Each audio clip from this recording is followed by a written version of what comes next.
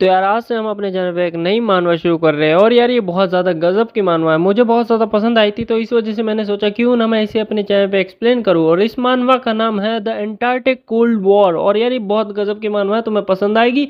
तो यार अब बिना किसी देरी के इस मानवा को एक्सप्लेन करना शुरू करते हैं। मानवा की स्टार्टिंग में हमें जो है एक बहुत खतरनाक पैनल दिखाया जाता है, जिसके अंदर हमें दिखाया जाता है कि पूरी पृथ्वी को जो है किसी तरीके से बर्फ ने जो है पूरी तरीके से कवर कर लिया है। हर चीज़ जो है या तो जम चुकी है या फिर बर्फ ने उसे पूरी तरीके से ढक दिया है। यहाँ पर हमें जो है एक इंसान रिपोर्टिंग करता हुआ दिखाई देता है, जहाँ पर जो है वो चिल्ला रहा होता है कि किस तरीके से पूरी पृथ्वी जो है एक न्यू आइस एज में एंटर कर चुकी है। वो बहुत ज्यादा कांप रहा होता है और अपनी कांपती हुई आवाज में बोलता है कि ग्लोबल टेम्परेचर लगातार नीचे गिरता जा रहा है और इसका कोई रुकने का कोई नामो निशान नहीं दिखा रहा। मगर वो ये लोगों से कहता है कि तुम सभी लोग हार मत मानना, अपनी उम्मीद मत खोना। वो कहता है सरकार हमारे बारे में भूली नहीं है, वो हमें बचाने जरूर आएगी, मगर तब तक जो है हम सभी लोगों को एक दूसरे का साथ देकर ही सरवाइव करना होगा। मुझे लगता है कि ये अंधभक्त था, इसलिए वजह से जो है सरकार पे कुछ ज्यादा ही भरोसा कर रहा था। मगर अगले ही सेकंड जैसे ही ये बोलता है कि हम सभी लोग जो है इसको साथ में सरवाइव करेंगे, मगर इतने में जो है एक प्लेन आता है और वो सीधा क्रैश होता है इसके ऊपर और ये बंदे की बत्ती गुल हो जाती है। सरकार पे भरोसा करने की सजा इसे मिल जाती है। जिसके बाद हमें दिखाया जाता है कि कोई इंसान जो है ये ब्रॉडकास्ट देख रहा था टीवी में, मगर प्लेन क्रैश की वजह से वो ब्रॉडकास्ट जो है बीच में ही रुक जाता है। जिसके बाद हमें जो है एक घर दिखाया जाता है, जिसके अंदर एक आवाज गूंज रही होती है, वो होती है हैंग फिंग। और हमें जो है हमारे एमसी का पूरा घर दिखाया जाता है। जिसके बाद हमें पता चलता है कि एमसी के दरवाजे पे कोई बार बार नॉक कर उसका नाम पुकार रहा होता है,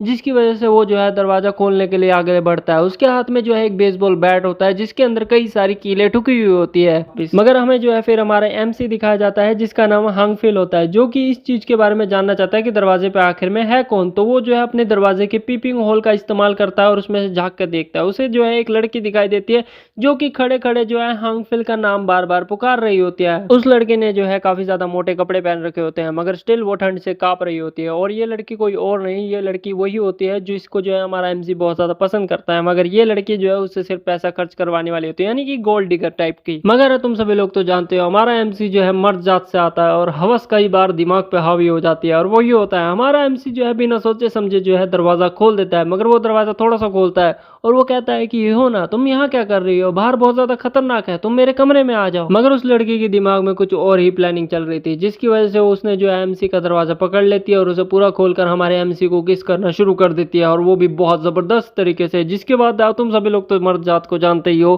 कि भैया सामने से आती हुई गोली खाएगा मगर हवस नहीं छोड़ पाएगा। जिसके बाद जैसे ही उनकी किस पूरी होती है वो दोनों थोड़े से पीछे हटते हैं। जिसके बाद हांगफिल उससे कहता है कि भाई तेरे दिमाग में चल क्या रहा है, तूने जैसे ही मैंने थोड़ा सा दरवाजा खोला वैसे ही तूने जो है मुझे पकड़कर तुरंत ही किस करना शुरू कर दिया। जिसके बाद ह्योना जो है हमारे एमसी से कहती है कि मुझे एहसास हो चुका है कि मैं किसे पसंद करती हूँ। वो कहती है कि मुझे समझ में आ गया, मुझे बहुत ज्यादा टाइम लग गया इस चीज को समझने में, मगर मुझे एहसास हो चुका है कि मैं तुझसे प्यार करती हूँ हांगफिल। जिसके बाद उससे ये कहती है कि अगर तुम मुझ पर भरोसा नहीं करते हो तो वो जो है हमारे एमसी का हाथ पकड़ती है और सीधा अपनी सीने पर रख लेती है। और जिसके बाद कहती है कि तुम मेरे दिल की धड़कन को महसूस कर सकते हो कि वो कितनी ज्यादा तेज चल रही है। जिसके बाद वो जो है हमारे एमसी को कहती है वो जो है अब उसके साथ कुछ भी करने के लिए तैयार है। जिसके बाद वो जो है अपनी टांग को हमारे एमसी की टांग के बीच में फंसा के उसके नीचे बॉल्स को टच करना शुरू कर देती है, जिसकी वजह से हमारा एमसी एक्साइटेड हो जाता है और उसकी नाक से धुआं और उसके गाल लाल हो जाते हैं। जिसके बाद उसके दिमाग में सिर्फ एक ही चीज चलती है, एनीथिंग। जिसके बाद हमारा एमसी भी जो है ह्यूनो को पकड़ कर कहता है कि भाई तुम्हें नहीं पता कि तुम्हारे ये वर्ड्स मेरे लिए कितने मायने रखते हैं। मगर जिसके बाद वो कहता है कि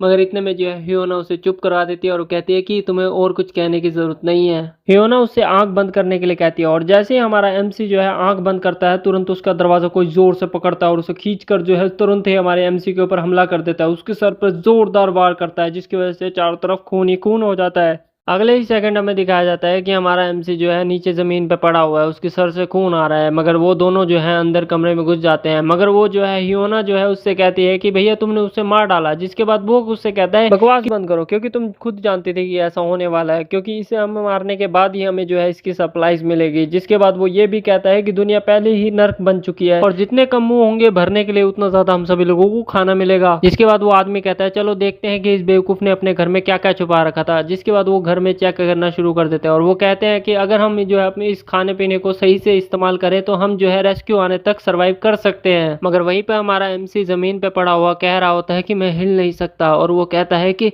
क्या इसे ही मरना कहते हैं? जिसके बाद वो जो है उन दोनों को जो है रोमांस करता हुआ सुनता है, जहाँ पर वो बिच कहती है कि भैया तुम देखो मुझे कहाँ टच कर रहे हो, क्या हम ये देर में कर सकते हैं? जिसके बाद वो कहता है कि तुम्हारी एक्टिंग बहुत ज़्यादा ज़बरदस्त थी और उसके लिए मुझे तुम्हें रिवॉर्ड तो देना ही पड़ेगा ना। जिसके बाद हमें दिखाया जाता है कि हमारे एमसी की आंखें धीरे धीरे करके बंद हो रही होती है और वो कहता है कि ये सब उस ठंडे दिल वाली औरत की गलती है। जिसके बाद जो है जैसे ही उसकी आंखें बंद होती है तो उसे एक लाइट दिखाई देती है। वो कहता है कि ये क्या है? जिसके बाद वो जो है उस रोशनी को छूने की कोशिश करता है और छूने से पहले कहता है कि ये रोशनी बहुत ज़्यादा गर्म है। जिसके बाद वो कहता है कि क्या ये रास्ता है हेवंस का? जिसके बाद जो है वो उस लाइट को टच कर देता है और जैसे ही वो उस लाइट को छूता है वो येलो से लाइट जो है वो लाल में बदल जाती है। जिसके बाद उसके जो बॉडी होती है, जो सोल होती है, वो भी लाल रंग में होनी शुरू हो जाती है और टुकड़ों में बंटनी शुरू हो जाती है। जिसके बाद वो एकदम से ब्लास्ट होता है और उसकी सोल चारों तरफ बिखर जाती है। मगर अचानक से उसकी नींद खुलती है और वो बिस्तर से जागता है और जागते ही वो पसीना पसीना हो रखा होता है, उसके चेहरे पे पूरी तरीके से पसीना होता है और वो कहता है कि मैं कहाँ हूँ। हमें दिखाया जाता है कि वो अपने अपार्टमेंट में है और उसके अपार्टमेंट की खिड़की जो है खुली हुई है, जिसकी वजह से ठंडी हवा और धूप की रोशनी उसके कमरे में आ रही है। जिसके बाद हमें 30 मिनट बाद का सीन दिखाया जाता है, जहां पर हमारा एमसी जो है अपने खिड़की की तरफ बढ़ता है और वहां पर जो है सूरज की तरफ हाथ करके कहता है कि ये थोड़ा गर्म है और वो ये भी कहता है कि मुझे नहीं लगा था कि मैं दोबारा से इस गर्मी को महसूस कर पाऊंगा। जहां पर हमें जो है हमारा एमसी बालकनी में खड़ा दिखाया जाता है, जहां पर वो सूरज की तरफ देखते हुए कह रहा होता है कि मैंने डेट चेक की और आज डेट है 28 जून। जिसके बाद वो कहता है कि एपोकलिप्स स्टार्ट हुआ था 15 जुलाई को। जिसके बाद वो कहता है कि यानी कि मैं मर चुका हूं और मैं अब समय में पीछे आ चुका हूं हाफ मंथ पहले, जहां पर एपोकलिप्स स्टार्ट होने से पहले। इसका मतलब है कि मैं रीबॉर्न हुआ हूं। मगर इस बार कुछ अजीब है, उसके हाथ में उसे जो है रेड कलर का ऑरा दिखाई दे रहा होता है उसके सीधे हाथ में। जिससे देखने के बाद वो कहता है कि इस बार जो है कुछ अजीब हो रहा है उसके साथ। जिसके बाद वो कहता है कि जब से वो जागा है ये रेड कलर का ऑरा जो है उसके हाथ को कवर कर रखा है उसने। वो कहता है कि ये कोई दर्द वगैरह नहीं दे रहा, बस हल्का सा गर्म है। जिसके बाद वो कहता है कि मुझे नहीं लगता कि ये इसके अलावा कुछ करता होगा। मगर वो कहता है कि स्टार्टिंग में मुझे लगा था कि ये मैं इमेजिन कर रहा हूँ सिर्फ। मगर अचानक से हमारे हान फ्रैंक को जो है एक छींक आती है, जिसकी वजह से जो है उसका राइट हैंड जो कि रेड लाइट में ग्लो हो रहा था वो अचानक से ग्रीन लाइट में बदल जाता है। जिसके बाद वो हैरान होकर बोलता है कि क्या ये ग्रीन में बदल गई? जिसके बाद वो देखता है कि उस लाइट का ऑरा जो है वो काफी ज्यादा तेजी से बढ़ना शुरू हो जाता है और वो हैरान होकर बोलता है कि क्या ये बड़ा हो रहा है एकदम से। जिसके बाद वो फटाफट से अपनी बालकनी से अपने रूम में वापस आ जाता है और अपनी खिड़की को बंद कर देता है। मगर इतने में ही उसे जो है बहुत ज्यादा सांस चढ़ जाती है और पसीने पसीना आने लग जाता है और वो जो है अपने हाथ को देखते हुए कहता है कि ग्रीन लाइट की एक बीम मेरे हाथ से निकल रही है, साइंस इसे कैसे एक्सप्लेन करेगी? इसके बाद वो जो है अपने हाथ को देख रहा होता है और इतने में जो है ग्रीन लाइट वापस से छोटी होनी शुरू हो जाती है और उसे देखकर वो कहता है कि क्या ये वापस से छोटी होनी शुरू हो गई? जिसके बाद वो ये भी कहता है कि ग्रीन लाइट बहुत ज्यादा अजीब है। वो कहता है कि ग्रीन लाइट का पंगा समझ में नहीं आ रहा, क्योंकि ये कभी बड़ी हो जाती है तो कभी छोटी हो जाती है अचानक से। वो जो है अपने सोफे पे जाके बैठता है और वो कहता है कि अचानक से उसे जो है बहुत ज्यादा थकान महसूस हो रही है, क्या ये ग्रीन लाइट की वजह से है? जिसके बाद वो जो है अपने हाथ को जोर से हिलाकर जो है उस ग्रीन लाइट को बुझाने की कोशिश करता है। वो कहता है कि ये क्या बकवास है, ये बंद क्यों नहीं हो रही? जिसके बाद जो है उसके दिमाग में एक थॉट आता है और वो कहता है कि कहीं ये उन मानवास की तरह तो नहीं है जो कि उसने पढ़ी है, जहाँ पर वो रीबॉर्न होते हैं और वो भी चीट स्किल जैसे पावर्स के साथ। और ये बात कहते हुए उसके हाथ में जो है किचन नाइफ होता है और उसे लगता है कि भाई उसकी पावर अवेकनिंग होगी और सब कुछ वो काट देगा। भाई ये फोर्थ वॉल ब्रेक कर रहा है, मैं तुमको बता रहा हूँ ये बंदा। मगर उसे जो है थोड़ी देर में एहसास हो जाता है कि भाई कुछ भी नहीं हो रहा। जिसके बाद वो कहता है कि उसे अचानक से बहुत ज्यादा भूख लगने लग रही है और वो फ्रिज खोल के देखता है और वो कहता है कि फ्रिज में तो कुछ भी नहीं है खाने के लिए और वो कहता है कि अगर मैंने कुछ नहीं खाया तो जल्द ही मैं बेहोश हो जाऊंगा। मगर अचानक से उसकी नजर पड़ती है एक सोयाबीन के डब्बे के ऊपर, जिसे देखने के बाद वो जो है उसे लेकर जो है सोफे पे जाके बैठ जाता है। कहता है कि ये रोस्टेड सोयाबीन है, ये मेरे पास एपोकलिप्स से पहले भी थे। मगर वो कहता है कि चलो मेरा इससे काम चल जाएगा, मेरा पेट भरेगा तो नहीं मगर काम चला लूंगा मैं इससे। जिसके बाद वो ये भी कहता है कि सामान लेने के लिए वो थोड़ी देर में जो है सुपरमार्केट जाएगा और ये कहते हुए जो है वो सोयाबीन के डब्बे में हाथ डालता है और उसमें से एक सोयाबीन उठाकर जो है सीधा उछाल कर खाना शुरू कर देता है, वो भी अपने सीधे हाथ से।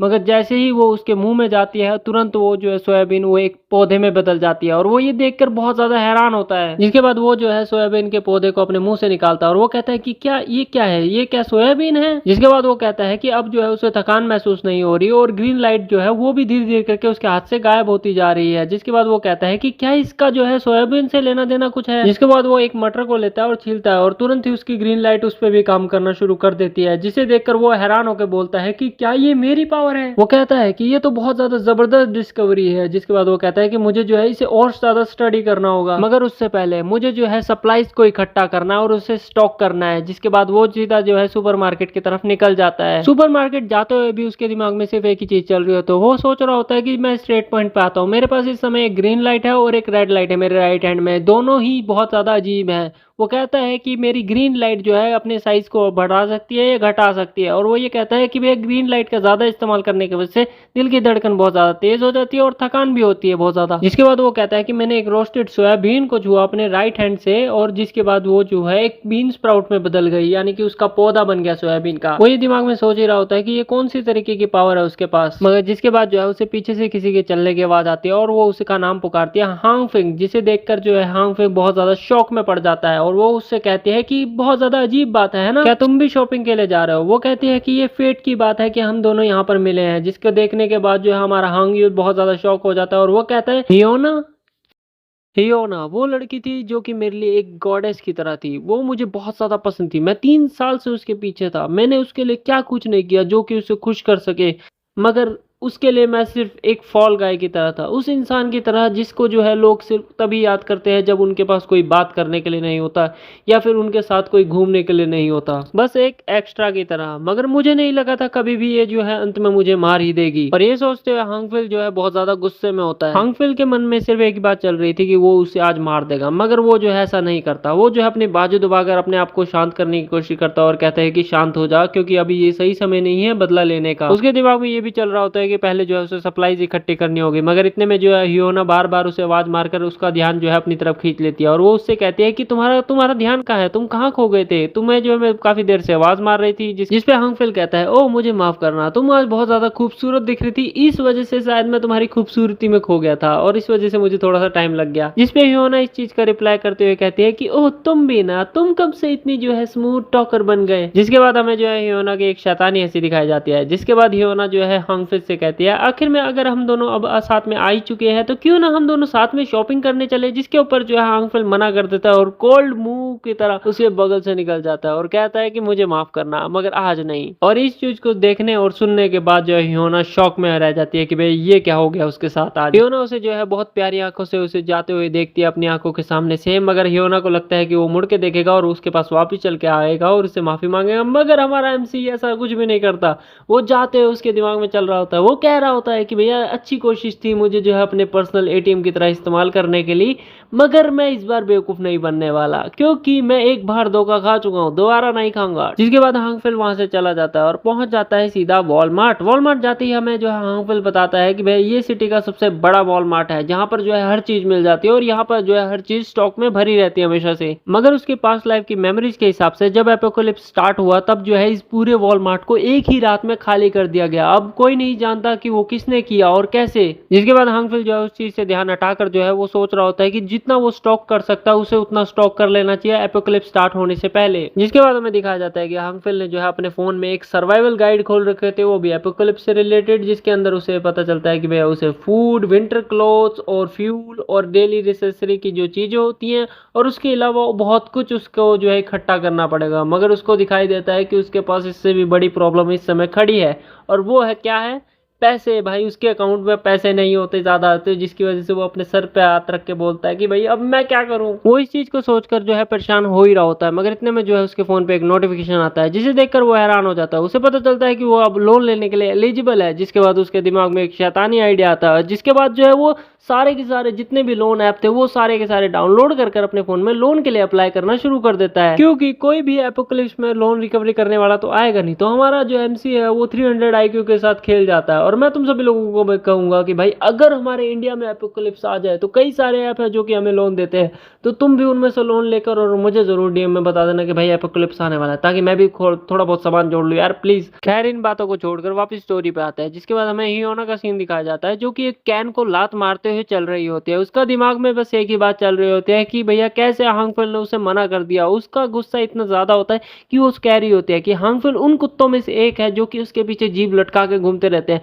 तो उसकी हिम्मत कैसे हुई उसे मना करने की। वो कहती है कि मैं इस समय बहुत ज्यादा गुस्से में हूँ। जिसके बाद वो ये भी सोच रही होती है कि हांगफिल जैसा लूजर जिसके पास खुद की एक गाड़ी भी नहीं है, वो मुझसे जो है अगली बार अच्छे से बात करने की उम्मीद भी ना करे। हमें दिखाया जाता है उसके बाद जो है ह्योना के पीछे से एक ट्रक आता है और उसके आगे आके रुकता है। ह्योना जो है उसे देखकर चौंक जाती है, मगर उसमें से हांगफिल निकलता है और हांगफिल कहता है कि क्या ये ह्योना है, जिसे देखकर ह्योना भी चौंक हो जाती है और वो कहती है हांगफिल। जिसके बाद हांगफिल जो अपनी गाड़ी से उतरता है, जिसके बाद ह्योना उससे पूछती है कि क्या ये तुम्हारी कार है, जिसके बाद हांगफिल कहता है कि हाँ ये अभी मुझे मिली है। जिसके बाद वो जो है ह्योना को बताता है कि कैसे उसके पापा जो है यूएस बिजनेस में बहुत ज्यादा तबाही मचा रहे हैं। जिसके बाद जो है उन्होंने उसके पास जो है थोड़ा सा कैश भर दिया है। जिसके बाद वो कहता है कि मैं जो है अपने फादर को अभी एयरपोर्ट ही छोड़ के आ रहा है। और इस चीज को सुनने के बाद ह्योना जो है अपनी गंदी एक्टिंग शुरू कर देती है और वो कहती है कि मुझे नहीं पता था कि तुम जो है अपने पापा को एयरपोर्ट लेके जा रहे हो, मुझे माफ करना कि मैंने जो है तुम्हें शॉपिंग के लिए पूछा उस समय। जिसके बाद वो अपनी गंदी एक्टिंग में रोते हुए कहती है कि उस समय जो है तुम मुझसे बहुत बेकार तरीके से पेश आए और मुझे लगा कि तुम जो है सिर्फ अपने दोस्त को छोड़ना चाहते हो ऐसे ही। जिसके बाद हांगफिल जो है उसकी गंदी एक्टिंग देखकर एक छोटी सी हंसी हंसता है। जिसके बाद जो है वो उसकी कमर को पकड़कर अपनी तरफ खींचकर उसकी चिन को पकड़कर कहता है कि तुम मेरे लिए बहुत ज्यादा खास हो, मैं तुम्हें कैसे छोड़ सकता हूँ। ह्योना एक शैतानी हंसी लाती है। जिसके बाद उसे लगता है कि भैया हांगफिल जो है उसके जाल में फंस चुका है, मगर ऐसा नहीं हुआ, वो बकरा नहीं बनेगा, वो बकरी बनाएगा इसको। और ये चीज सुनने के बाद हांगफिल को जो है ह्योना रिप्लाई करती है और वो शर्माते हुए कहती है कि तुम भी मेरे लिए बहुत ज्यादा खास इंसान हो। इसके बाद वो ये कहती है कि क्यों ना हम डिनर और एक मूवी देखने चले, जिसके बाद जो है मैं तुम्हें और अच्छे से जान पाऊंगी। जिसके बाद वो हांगफिल से पूछती है कि क्यों, क्या कहते हो, मगर हांगफिल जो है उसके सामने से गायब हो जाता है और वो चीज देख के वो भी शॉक हो जाती है कि वो कहाँ गया। जिसके बाद वो जो है पीछे मुड़ के देखती है और इतने में उसे दिखाई देता है कि हांगफिल जो अपनी गाड़ी में से एक डब्बा उतार रहा होता है और डब्बा उतारते उतारते कह रहा होता है कि भैया अभी जो है उसे ये सारे डब्बे जो है अपने अपार्टमेंट में भी लेके जाने हैं। जिसके बाद ह्योना जो है अपनी गुस्से वाली आवाज में उससे पूछती है कि वो जो है इतने सारे डब्बों के साथ आखिर में कर क्या रहा है। जिसके बाद हांगफिल उसे जवाब देता है कि कुछ खास नहीं है, इनमें बस वो ऐसी चीजें हैं जो कि मुझे पसंद है। और इन सारी चीजों से ध्यान हटाने के लिए हांगफिल उससे कहता है ह्योना से कि भैया मैं जो है तुम्हारे लिए एक प्रेजेंट भी तैयार कर रहा हूँ। जिसके बाद ह्योना बहुत ज्यादा खुश हो जाती है और जाते हुए उससे कहती है कि मैं अब घर जा रही हूँ और मैं उस सरप्राइज का बहुत ज्यादा इंतजार करूंगी। और जब ह्योना जा रही होती है तो हांगफिल उससे कहता है कि तुम्हें उसका इंतजार करना भी चाहिए। और जब ह्योना जा रही होती है उसके चेहरे पे एक शैतानी हंसी होती है और वो कहती है कि तीर निशाने पे लगा है। और दूसरी तरफ हमें हांगफिल का चेहरा दिखाया जाता है जिसके ऊपर भी एक शैतानी हंसी होती है और वो सोच रहा होता है कि मैं जो है इसे अपने इस सीक्रेट के बारे में पता लगने नहीं दे सकता। जिसके बाद वो जो है अपने मन में सोचता हुआ वहां से जा रहा होता है कि भैया ये मेरा तरीका है एपोकलिप्स को सरवाइव करने का। जिसके बाद वो कहता है कि बस तुम इंतजार करो, जब दुनिया खत्म होगी तब तुम्हारे को जो है उस चीज की सजा मिलेगी जो तुमने मेरे साथ किया था, और खासकर उस इंसान को जिसने मुझे मारा था। और वहां से जाते हैं हमारे एमसी के चेहरे पे एक शैतानी हंसी होती है और वो कहता है कि मैं अब एपोकलिप्स का बेसब्री से इंतजार करूंगा। जिसके बाद हमें बताया जाता है कि 15 जुलाई वो तारीख है जिस दिन सारा कुछ शुरू हुआ था, जिस दिन जो है भारी बर्फ पड़ी थी। टेम्परेचर जो था वो -20 डिग्री से भी नीचे गिर गया था। और इसके बाद अगले ही सीन में हमें जो है हमारा एमसी जो है काफी सारे डब्बे उतरवाता हुआ दिखाया जा रहा होता है, जो कि कह रहा होता है अपने मन में कि भैया अगले महीने से टेम्परेचर लगातार नीचे गिरना शुरू हो जाएगा और अपने सबसे लोएस्ट लेवल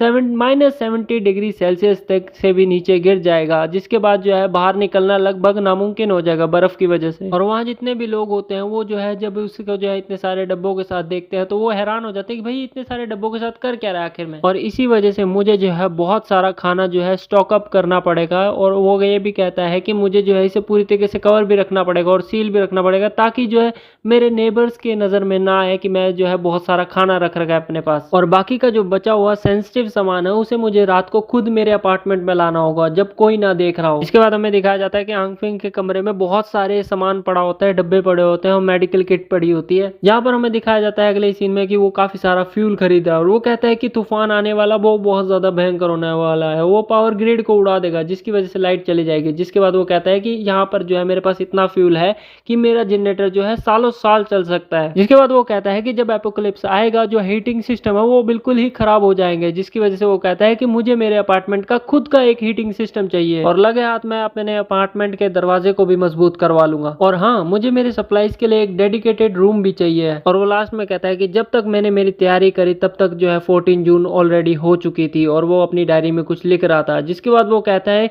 कि अगले दिन वो तूफान आएगा जब टेम्परेचर लगातार नीचे गिरेगा। जिसके बाद हमें जो हांगफिंग की डायरी दिखाई जाती है जिसमें वो कुछ लिख रहा होता है। उस डायरी में जो है उसने फूड, क्लोथ्स और फ्यूल के ऊपर टिक लगा देता है। जिसके बाद उसके बारी आती है एबिलिटी की, जिसको बाद जो है वो अपनी एबिलिटी को स्टडी करेगा। जिसके बाद वो कहता है कि अगली बारी मेन इवेंट की है जहां पर उसे अपनी पावर समझनी